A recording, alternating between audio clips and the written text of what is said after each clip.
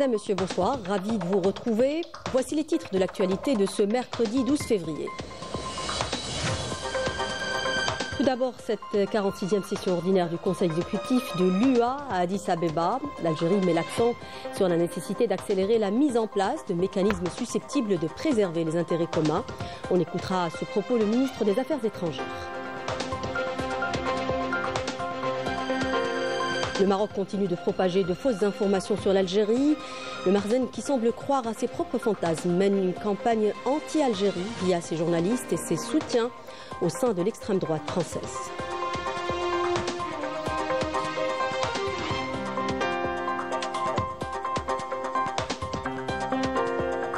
Commémoration demain du triste anniversaire des premières explosions nucléaires menées par la France coloniale dans le sud algérien, dont les stigmates restent indélébiles. Une catastrophe qui engage une responsabilité juridique pour un crime imprescriptible.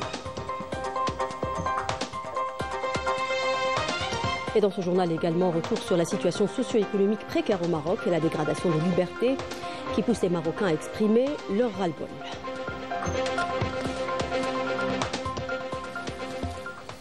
Bienvenue à tous. Chargé par le président de la République, Abdelmadjid Tebboune, le ministre d'État, ministre des Affaires étrangères, de la communauté nationale à l'étranger et des Affaires africaines, Ahmed Attaf, a participé aux travaux de la 46e session ordinaire du Conseil exécutif de l'UA dans la capitale éthiopienne Addis Abeba.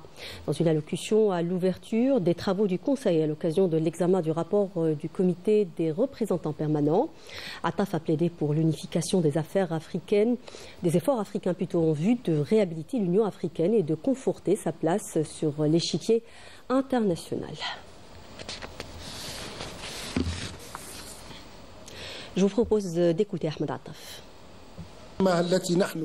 La tenue du sommet est une opportunité exceptionnelle pour renouveler l'édification institutionnelle de notre organisation continentale et renforcer sa composante humaine, tout en lui permettant de concrétiser ses objectifs ambitieux, à l'effet de consolider les acquis réalisés, de remédier aux insuffisances relevées et d'ouvrir de nouvelles perspectives pour défendre les priorités du continent africain face aux menaces extérieures.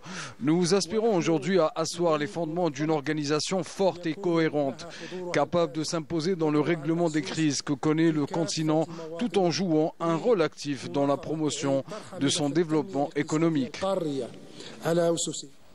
Et en marge de sa participation aux travaux du Conseil exécutif de l'Union africaine, le ministre d'État Ahmed Attaf a eu des entretiens avec nombre de ses homologues africains, à commencer par le ministre des Affaires étrangères, de l'immigration et des expatriés d'Égypte, suivi par la ministre des Affaires étrangères et de la coopération du Mozambique, le ministre des Affaires étrangères du Ghana.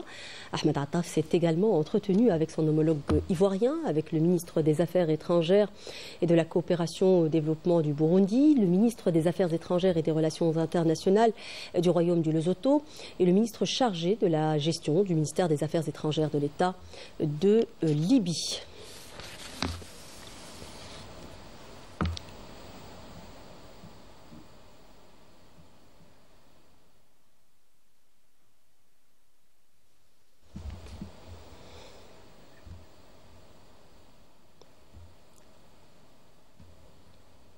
Il y a eu réunion du gouvernement ce mercredi présidée par le Premier ministre Nadir Larbaoui et dédiée à l'examen des préparatifs liés à la commémoration du 80e anniversaire des massacres du 8 mai 1945, consacré par le président de la République Journée nationale de la mémoire en hommage aux victimes de ces massacres odieux perpétrés par le colonialisme français et pour honorer et glorifier ces victimes et leur résistance héroïque pour la liberté et l'indépendance.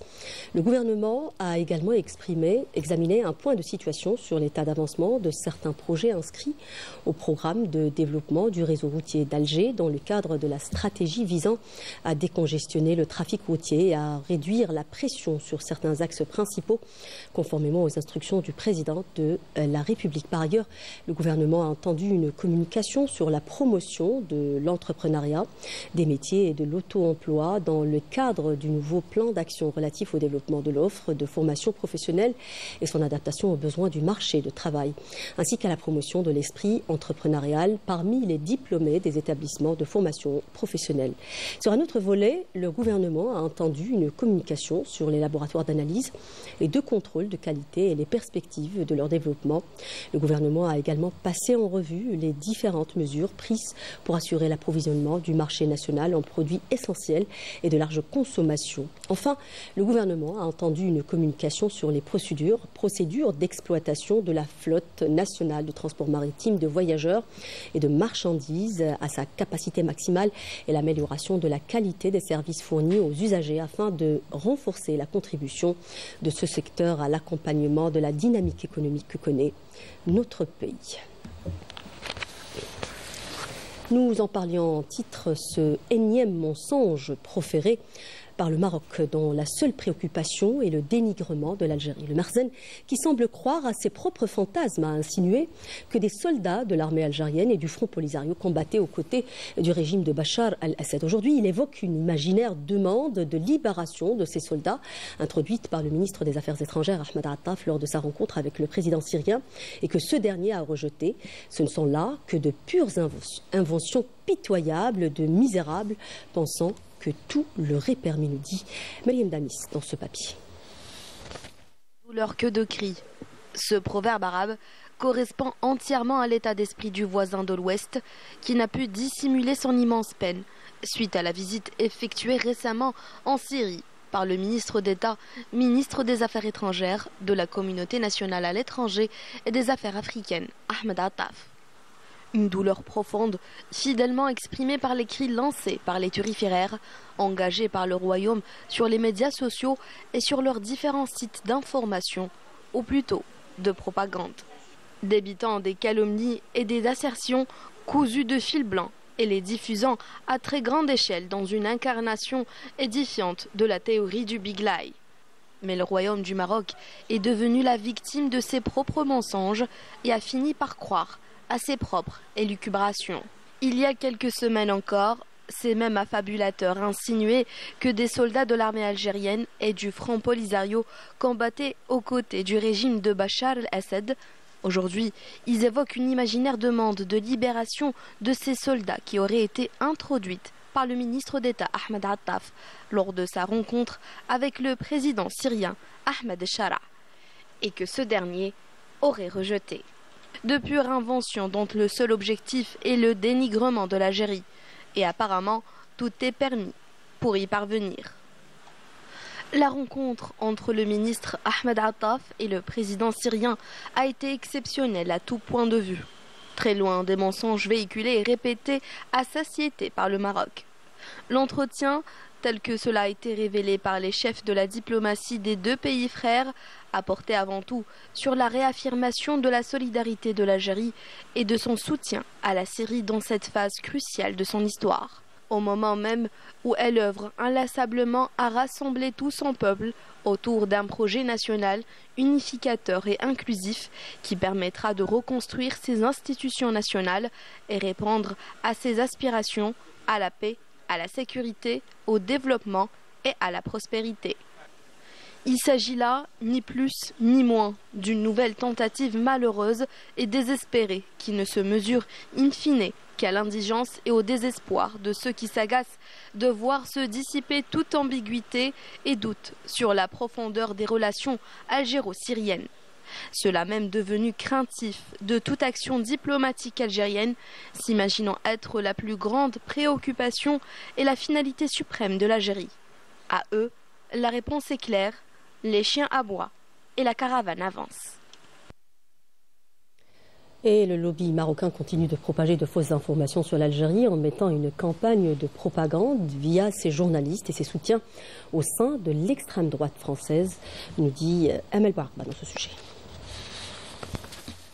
Décidément, le lobby marocain continue de jouer un rôle des plus funestes, en s'acharnant contre l'Algérie et en débitant toutes sortes de calomnies et de mensonges pour dénigrer notre pays. Le Marzen dépense des sommes colossales pour porter atteinte à l'Algérie, faisant appel à de pseudo-journalistes pour mener une campagne de propagande. C'est le cas de la Marocaine Souada Taïeb, directrice de la chaîne Monte Carlo Doualiya, qui a diffusé de fausses informations sur l'Algérie. La directrice de cette radio participe à une stratégie de désinformation bien rodée visant à manipuler l'opinion publique et à servir les intérêts du régime marocain. Ce n'est pas la première fois que le lobby marocain déverse sa haine sur l'Algérie. Son compatriote Rachid Mbarki l'avait fait bien avant elle. Il avait d'ailleurs été écarté d'une chaîne de télévision française après avoir relayé des contenus téléguidés par des réseaux d'influence pro-Marzen. Il faut dire que la pression et les scandales du lobby marocain sont désormais un secret de polichinelle. Il a été d'ailleurs épinglé à plusieurs reprises pour avoir soudoyé plusieurs personnalités, eurodéputés et des institutions, à l'exemple du Parlement européen, pour servir ses intérêts. Des manœuvres perfides qui témoignent aussi de l'influence grandissante de ce lobby qui gagne du terrain en France, soutenu par des personnalités de l'extrême droite qui ont toujours été en faveur de la monarchie marocaine et qui mènent depuis des années une campagne anti-Algérie des plus féroces. Moi, je pense effectivement qu'il y a une fraction dans la société française qui a toujours été en faveur de la monarchie marocaine, depuis toujours, depuis très longtemps, depuis plusieurs années, qui a toujours manifesté ce penchant sur la question du Sahara en particulier. Donc oui, il y a eu, je pense, des pressions. Je pense qu'il y a des groupes qui existent, qui fonctionnent, qui sont très influents à l'intérieur de la société française à travers des chaînes de télévision, des médias qui sont très puissants en France aujourd'hui, beaucoup plus qu'auparavant. C'est-à-dire qu'il faut prendre la mesure de la nouvelle puissance médiatique d'une droite dure, d'une droite extrême dans la société française dont on n'a pas suffisamment pris l'importance, le poids à travers, disons, différents organes. Et ben, ça a fini par peser, effectivement, je crois, malheureusement, sur la vie interne, sur la vie politique française. C'est bien de l'extrême droite française que sont issus les plus fervents soutiens du Maroc. Une alliance qui apparaît contre nature au regard de la fermeté prônée par cette même extrême droite en matière de politique migratoire et d'idéologie raciste, cachant sans doute des enjeux encore plus lourds, servant les intérêts du lobby pro-sioniste.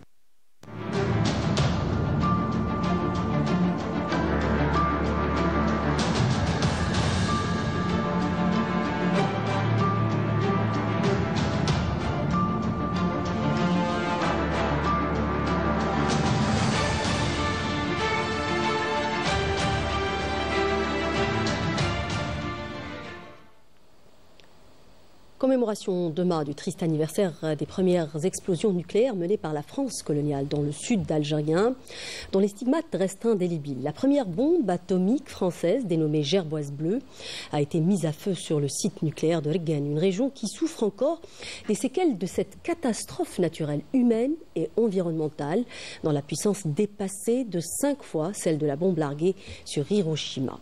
Mariam Damis. Il y a plus de 6 décennies, une explosion d'une puissance inédite bouleversa le Sahara algérien. Le 13 février 1960, la France procédait à son premier essai nucléaire à Rguen, baptisé Gerboise bleue. Cet événement marqua le début d'une série de 17 essais réalisés, laissant derrière eux un héritage radioactif dont les effets persistent encore aujourd'hui. La France justifiait ces essais en affirmant que le Sahara algérien était un territoire inhabité. Pourtant, cette région abritait des populations installées depuis des siècles. La révolution algérienne s'est étendue jusqu'au Sahara algérien et aux frontières maliennes et nigériennes, atteignant ce que l'on appelle le front sud. À cette époque, les lignes Chal et Maurice formaient une barrière, mais le front sud restait une porte d'entrée pour l'acheminement des armes. Ainsi, lorsque la France avait mené de violents combats contre la révolution algérienne dans la région de Timimoun, ses espoirs de séparer le nord du Sahara se sont envolés. Elle a découvert que cette région n'était pas un simple désert vide. Il y avait des fougaras, des oasis, une population et une faune diversifiée. Alors la France a voulu observer l'impact de ces essais nucléaires sur l'être humain, la végétation, les animaux, le sol et les ressources. Aqsar Timadanine, situé non loin du site des essais nucléaires de Rguen, les habitants ont subi de lourdes conséquences, encore visibles aujourd'hui. Exposés aux radiations, beaucoup ont développé des maladies graves, notamment des cancers, et les générations suivantes, elles aussi, n'ont pas été épargnées. Comme vous voyez, mon frère est une victime des essais nucléaires. À l'époque, mon père s'était rendu dans cette région et avait ramené avec lui un objet à la maison. Mon frère est né handicapé, il a aujourd'hui 44 ans. Il souffre encore. Mon père, lui, est resté alité pendant 9 ans. Ce jour-là, notre terre a tremblé. Aujourd'hui, Reggane et ses environs renaissent.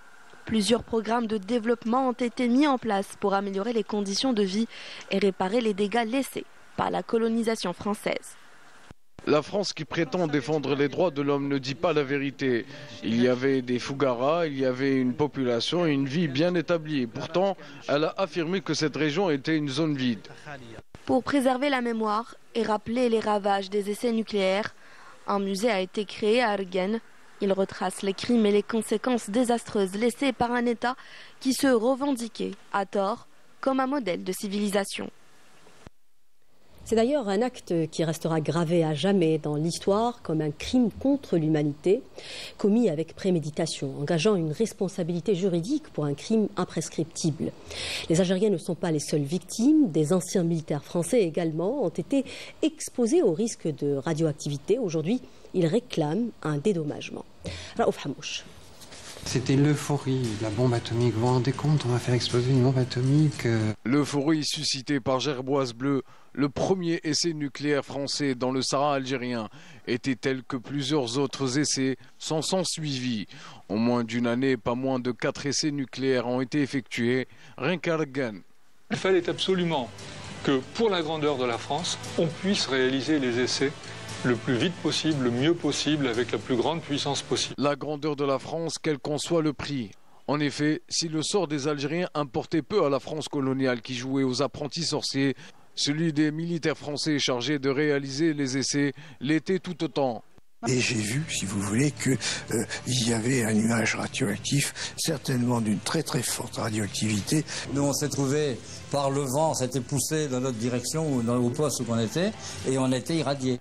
Irradié, comme Lucien Parfait, jeune appelé à l'époque. On regarde les appelés, on était appelés, on n'était pas engagés, on était appelés. Mais nous, ceux qui sont morts de ça, de cancer et autres, depuis très longtemps, les copains que j'avais, eux, ils ne sont jamais sur un monument, quoi. Ils ne sont jamais là. Tout comme les Algériens qui ont laissé leur vie après avoir contracté des cancers et bien d'autres maladies, sans compter les malformations congénitales et la stérilité.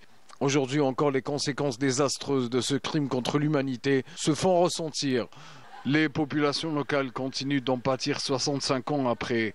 Et la France s'obstine à ne pas reconnaître ces crimes et refuse d'indemniser les victimes algériennes. Elle a pourtant commencé à indemniser les vétérans français, faisant fi de la souffrance des Algériens. Dans le but de renforcer la coopération et l'échange d'expériences, ce mercredi, le ministre de la Santé du Sultanat d'Oman et la délégation qui l'accompagnait ont entrepris une visite dans l'unité de production pharmaceutique d'Al-Harrach. Sur place, la délégation a écouté un exposé sur le groupe Saïdal et le laboratoire de production pharmaceutique relevant de cette unité. Il a été également question de coopération bilatérale dans le domaine de l'industrie pharmaceutique. Coopération toujours, cette fois-ci dans le domaine de l'agriculture. Le ministre omanais de l'Agriculture, des Richesses halieutiques et des Ressources hydriques, Saoud Ben Hamoud Al-Habsi, a visité les laboratoires de l'entreprise Vitroplant Algérie dans la région de Bnitamou à Blida. Il s'agit de laboratoires des plus développés dans le domaine avec une spécialisation dans les arbres fruitiers. L'entreprise utilise la technique de la culture des tissus qui permet de cultiver des tissus végétaux dans des conditions stériles. Elle est détentrice de 2 certifications de la pratique agricole durable. L'autorité nationale indépendante de régulation de l'audiovisuel, dans le cadre de l'exercice de ses pouvoirs de régulation légalement reconnus, a décidé de prendre des mesures punitives à l'encontre des chaînes An-Nahar et Ash-Shuruq après avoir adressé un avertissement aux deux chaînes suite à leur violation de la législation en vigueur dans le domaine de l'audiovisuel. L'autorité a constaté que ces deux chaînes avaient diffusé des informations économiques, politiques et internationales comportant des allégations de fausses données et des présentations trompeuses sans recourir à des sources diverses et crédibles, pouvant ainsi induire le public en erreur.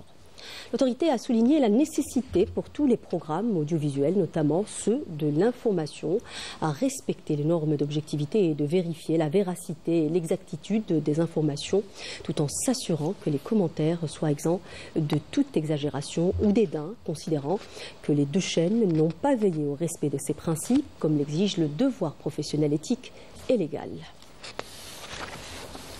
Dans l'actualité également, ce bilan de l'AMDN dans le cadre de la lutte antiterroriste et au cours d'une opération qualitative à Borj Badji Mokhtar, en 6e région militaire, des détachements de l'ANP ont récupéré un pistolet mitrailleur de type Kalachnikov, un fusil mitrailleur de quantité de munitions et d'autres effets, alors que d'autres détachements de l'ANP ont arrêté 7 éléments de soutien au groupe terroriste dans différentes opérations à travers le territoire national dans le cadre de la lutte contre la criminalité organisée et en continuité des efforts visant à contrecarrer le fléau du narcotrafic dans notre pays. Des détachements combinés de l'armée nationale populaire ont intercepté, en coordination avec les différents services de sécurité, 45 narcotrafiquants et mis en échec des tentatives d'introduction de 8 quintaux et 32 kilos de kiff traité provenant des frontières avec le Maroc, alors que plus de 33 kilos de cocaïne et plus de 306 000 comprimés psychotropes ont été saisis.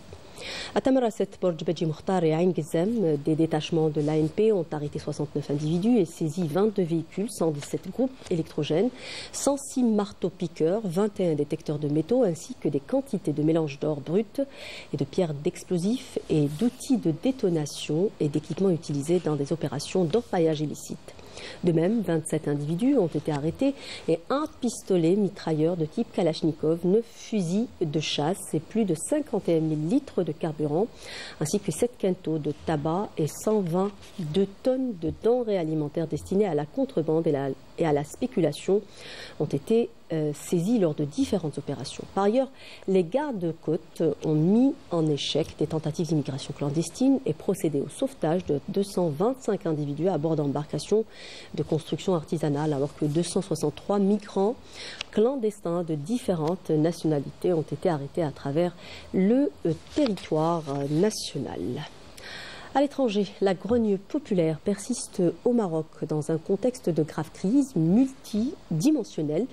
Face au mépris de leur gouvernement, les Marocains, confrontés à la pauvreté et à la répression, continuent d'investir la rue pour réclamer leurs droits et exprimer leur opposition à la politique de normalisation avec l'entité sioniste Amel Bouakba et Raouf Hamouch dans ce papier. C'est par la violence et la répression que le Marzen tente de faire taire les voix libres qui s'opposent à sa politique de normalisation avec l'entité sioniste. Les forces marocaines multiplient les campagnes d'intimidation et d'arrestation arbitraires visant des militants, des journalistes et des universitaires. Ce sont les corrompus et ceux qui les protègent qui devraient être arrêtés, pas ceux qui expriment leurs opinions, qui sont réduits au silence. C'est contraire à la constitution marocaine. Une fois de plus, ce gouvernement a démontré qu'il est un gouvernement de censure, de confiscation de la parole et de la liberté d'expression. Un gouvernement qui renie la constitution de 2011. Cette rupture entre le gouvernement et le peuple creuse un fossé de plus en plus profond, alimentant un sentiment grandissant de frustration, de désespoir et de colère chez les Marocains, dont une grande majorité sombre dans la précarité, dénonçant ainsi la flambée des prix, l'érosion du pouvoir d'achat et la dégradation des conditions de vie. J'ai beau faire preuve de patience, je n'en peux plus. Nous manquons de tout. Mon fils est malade et je ne peux pas le soigner. C'est un vrai calvaire. Ma vie est brisée.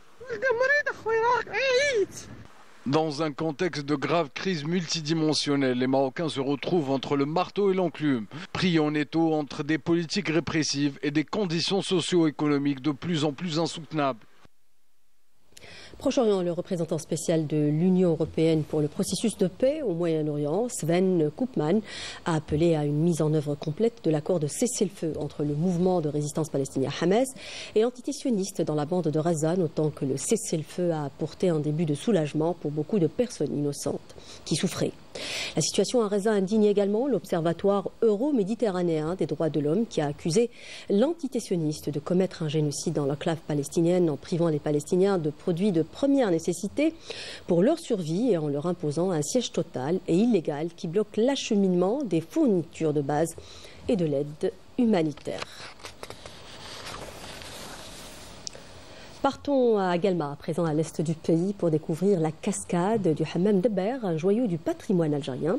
Réputé pour ses vertus thérapeutiques et son décor à couper le souffle, la cascade attire chaque année des milliers de visiteurs en quête de détente et de découverte, dit Amira Sefta dans son reportage.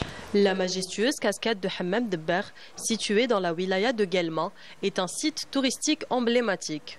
Connue pour ses eaux thermales aux multiples vertus thérapeutiques, comptant parmi les plus chaudes au monde, elles jaillissent du sommet des roches calcaires, formant un somptueux rideau d'eau, faisant de cet endroit un refuge privilégié pour les amateurs de bien-être naturel. Je viens de la wilaya de Tébessa et j'ai eu l'opportunité de visiter ce site naturel. Je suis vraiment contente de visiter cette belle région dont j'apprécie l'hospitalité de ses habitants. C'est un lieu fascinant avec des paysages splendides. Nous sommes venus de la wilaya de Skikda pour y passer le week-end. Hammam Dabber draine chaque année des milliers de visiteurs. Attiré par la beauté des lieux, ce site constitue une véritable opportunité pour le développement du tourisme en Algérie. Hello. Bonjour, je suis une visiteuse de Bangkok en Thaïlande. L'atmosphère ici est agréable. Les habitants sont formidables et très accueillants. Je suis ravie de découvrir cet endroit au paysage à couper le souffle. Nous sommes venus passer le week-end ici. Nous allons profiter du hammam et de ses bienfaits. Nous venons de la wilaya de Blida pour explorer de nouveaux paysages et le spectacle est tout simplement magnifique. La cascade du Hammam Dabber est un site touristique où la splendeur de la nature se mêle à ses bienfaits thérapeutiques, faisant de cet endroit un lieu qui mérite le détour. Sport pour terminer avec la 4e étape du Tour d'Algérie cycliste 2025 qui a mené les 81 coureurs du peloton de Betna vers Biskra sur 156 km 300. Retour sur cette journée avec cette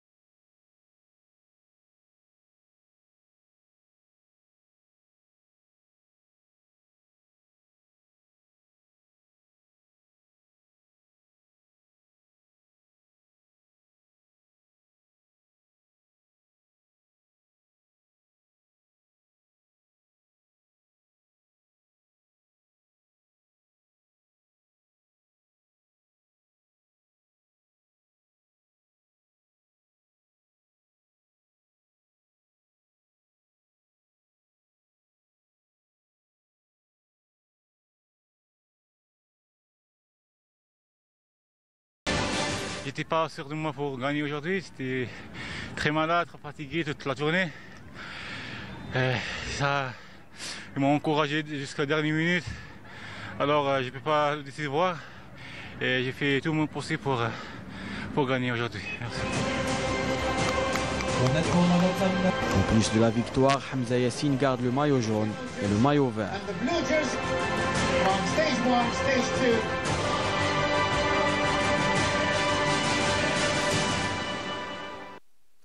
Avec le Tour d'Algérie, nous arrivons au terme de ce journal. Merci de nous prêter attention. Prochain point de l'information à 20h en langue nationale. Je vous souhaite une excellente suite des programmes sur Canal Algérie. J'aurai le grand plaisir de vous retrouver dimanche. Passez un excellent week-end. Au revoir.